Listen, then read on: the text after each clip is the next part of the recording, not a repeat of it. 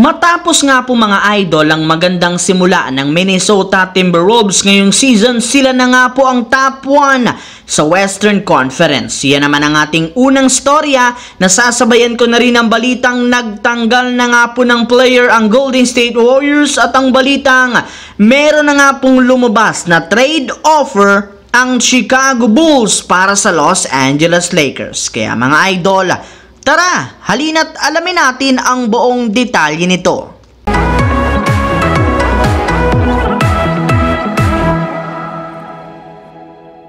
Ang videong ito mga idol ay hatid sa inyo ng Aurora Game, isang play-to-earn mobile app na kung saan pwede kang kumita habang nag-e-enjoy ka. Maraming mga games dito mga idol gaya ng Color Game na alam kong siguradong mananalo kayo. Dragon versus Tiger na simple lang, pipili ka lang kung Dragon ba o Tiger ang mananalo. Meron ding Toss a Coin na alam kong alam nyo na at marami pang iba. Sobrang dali lang mag-register, gamit lang ang iyong mobile number, hintayin ang verification code at gumawa ng password. Madali lang din mag-cash in at pag panalo, cash out agad gamit ang iyong GCash account. Kaya ano pang hinihintay nyo mga idol? Mag-download na at manalo. Nasa comment section ang link para makapagsimula na kayo. Bago pa man nga po mga idol magsimula ang season, isa na nga talaga ang Minnesota Timberwolves sa mga itinuturing na championship contender sa pagkakaroon nila ng napakalalim na lineup at napakaraming magagaling na malalaro katulad ni na Mike Conley, Anthony Edwards, Rudy Gobert at Karl Anthony Towns. At sa kanilang ipinapakitang performance pa lang sa kanilang mga nakalipas na laro, mukhang pinapatunayan nga po ng Wolves na isa talaga silang legit na contender. Sa katunayan, matapos nga po nilang maipanalo ang kanilang huling dalawang laro kontra sa mga teams ng New Orleans Pelicans at New York Knicks, umangat na nga po sa 10 wins, 3 losses ang kanilang record kung saan top 1 na nga po sila sa West. Yes mga idol, nalampasan na rin naman dito ang ilang mga malalakas na koponan katulad ng Denver Nuggets at Oklahoma City Thunder. At ang maganda pa nga po dyan,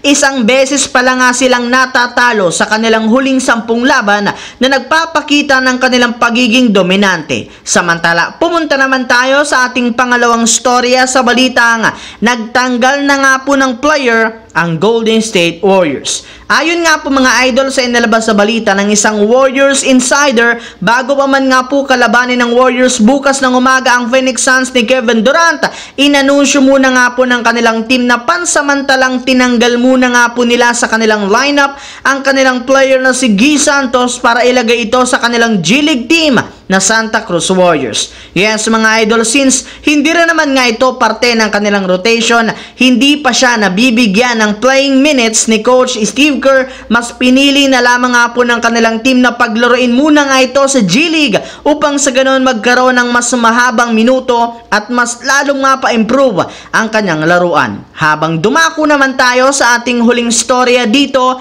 sa balitang meron na nga pong lumabas na trade offer mismo ang Chicago Bulls para sa Los Angeles Lakers.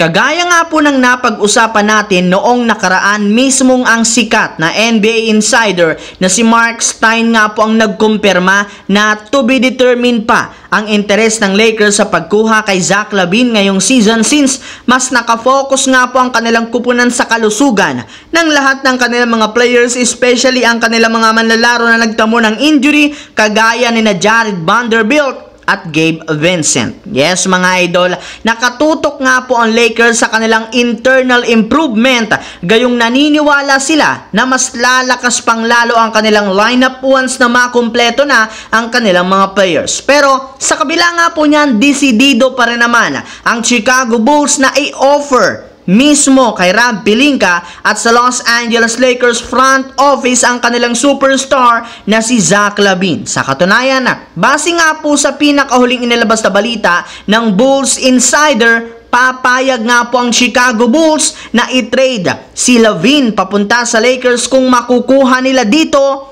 ang mga players na sina D'Angelo Russell, Rui Hachimura, Jalen Hood-Schifino, isang first round unprotected at pick swap. Pero syempre magdedepende pa rin naman ang desisyon ng Lakers kung tatanggapin nila o hindi ang ganitong klaseng trade proposal ng Chicago Bulls ngayong season.